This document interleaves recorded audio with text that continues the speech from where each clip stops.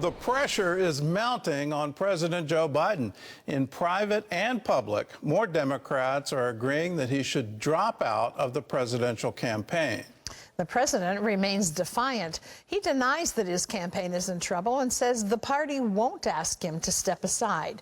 CBN's David Brody has the latest.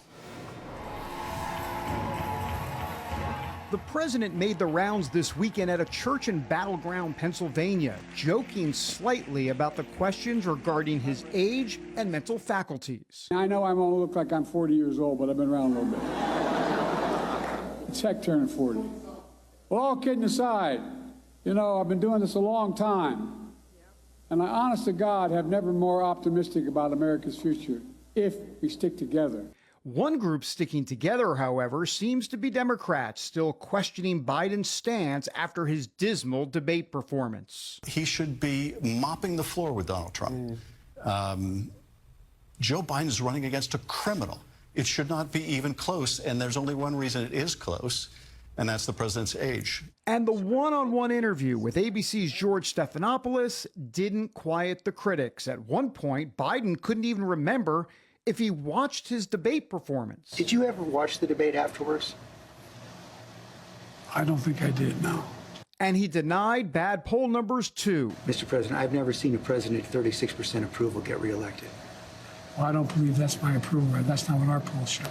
It all proved too much for staunch Democrats like former Obama advisor David Axelrod, who wrote an op-ed titled Biden's Defiant Delusion. Some of it I found sad, but he seems not to be able to compute the fact that people have these questions about him. Then news came out this weekend revealing White House logs showing President Biden's physician met with a Parkinson's disease specialist earlier this year. Still, Biden presses on, refusing to take an independent neurological test and release the results. Look, I have a cognitive test every single day. Every day I have that test. Everything I do. You know, not only am I campaigning, but I'm running the world. Leading to the question, what it would take for him to no longer run for a second term. Look, I mean, if the Lord Almighty came down and said, Joe, get out of the race, I'd get out of the race. The Lord Almighty's not coming down. I agree that the Lord Almighty is not going to come down, but if you are told reliably from your allies, from your friends and supporters in the Democratic Party, in the House and the Senate, that they're concerned you're going to lose the House and the Senate if you stay in, what will you do? I'm not going to answer that question. It's not going to happen. Congressional Democrats are increasingly seeing things a bit differently, with more calling on Biden to get out of the race. This weekend, on a private conference call, at least 4 senior House Democrats said the president should step aside, making the drumbeat louder and possibly unavoidable. Well, CBN chief political analyst David Brody joins us from more. Let's talk about that drumbeat. How long does the president have to turn this around, and what can he do to make that happen? Well, not long, Gordon.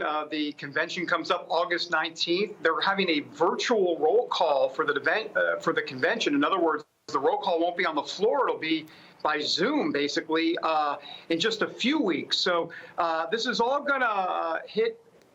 You know, there's going to be the rubber's going to meet the road, is what I'm trying to say. Ultimately, look, here's the problem. Ultimately, is that Democrats wanted this election to be a referendum on Trump. It is now a referendum on Biden. That is the worst possible scenario.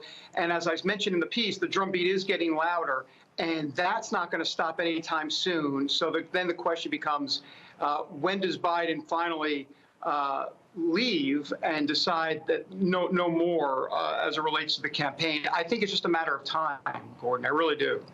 What do you make about this goodest job quote from that interview in the White House trying to change that? Is that just a long-standing thing that the White House tries to cover up for his mistakes?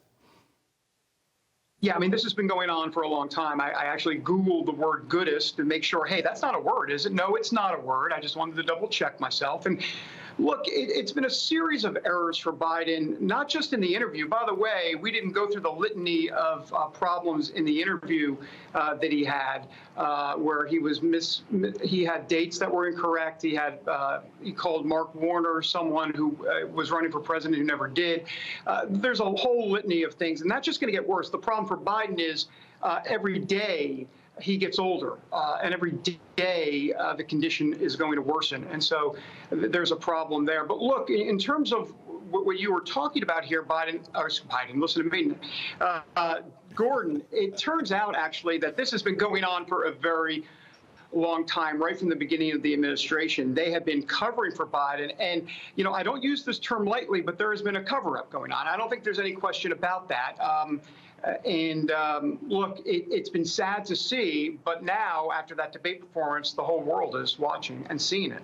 Well, let's talk about that cover-up. 2 years ago, I was on a Zoom call. It was out of London, and they had a former member of British intelligence talking, and she said definitively that they were aware that President Biden was in cognitive decline. And it just seems that everybody seems to be covering this and has been for some years, that if foreign intelligence is looking at his behavior and his speech patterns, and particularly his walking patterns, and saying he has cognitive impairment, why has it taken us until the debate performance to finally wake up to it and say, we have a very serious problem? Well, Gordon, that's a great question. And the truth of the matter is that you have Joe Biden, who's been around D.C. for a very long time, not only well-connected, but has a lot of power and a lot of friends. And they were all in on it. They were all covering for him. Some of them were out of the loop, but not all of them. And so really, Democrats have no one to blame but themselves. And now they find themselves, as my dad likes to say, in a pickle. What are they going to do exactly? This could lead to an open convention, but that's probably a topic for another day. But I think ultimately the decision here rests with Joe Biden. He has got to relinquish control and take back the narrative. He has to figure out a way to get out of this with his head held high somehow, and I think that will probably be the discussion going forward. Well, I agree it's up to Joe Biden right now, but at some point it's up to the people of the United States. So what are the poll numbers saying? Well, the poll numbers are a bit of a mixed bag for Joe Biden. This is post-debate. He leads Trump, actually, in Michigan and Wisconsin. The problem is he's down 7 points in Pennsylvania, and he needs to win Michigan, Pennsylvania, and Wisconsin. He needs to win all three, and he's down bad in Pennsylvania. As for the other states, he's within the margin of error, but Trump is leading by far. So you have all of those problems. And as it relates to the potential of an open convention, let's remember, even though Joe Biden, a lot of people were saying Joe Biden has to make the decision, the truth of the matter is that delegates technically are pledged to Biden. However, there is an out for them. It does say in the DNC rules that they are to vote for that candidate in good conscience. Well, those three words, in good conscience, could mean a whole lot coming up if Biden decides to not let go. Who's the likely replacement? A lot of people are talking about the vice president. Is she the one that's going to replace? No doubt about it. I mean, I think it's Kamala Harris. If it's not going to be Biden, it'll be Kamala. I think the question then at that point and what to watch for is, will Biden give her the approval, the endorsement, if you will, in any sort of resignation from the campaign speech. We wait and see on that. And the reason is not only because she's the vice president, but also because she would have access to all of that campaign money right away. Well, let's talk about, I guess, a deeper question. If he's under a cognitive impairment, should he not just resign from the campaign? But, I mean, he's talking about I run the world. And if you're impaired, do you have the capacity to be president? Are we going to see a complete resignation?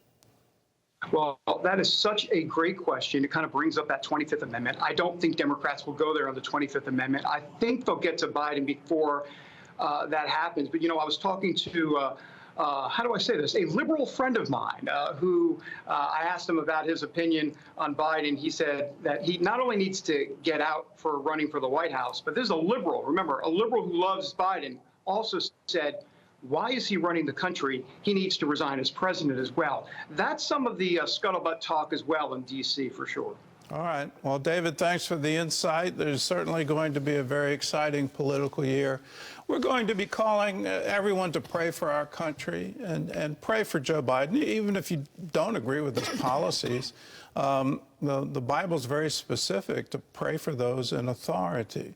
So we're calling people to pray for our nation. This is obviously a tumultuous time. The political campaigns seem to be bent on dividing us as a people and pitting us against each other instead of saying, how do we unify? America is the leader of the free world, and we believe in liberty. We believe in these things, and we believe that we should all be one nation under God, indivisible, with liberty and justice for all. We believe these things. Let's pray. Let's ask God to help us in our time of need, because we need him now more than ever.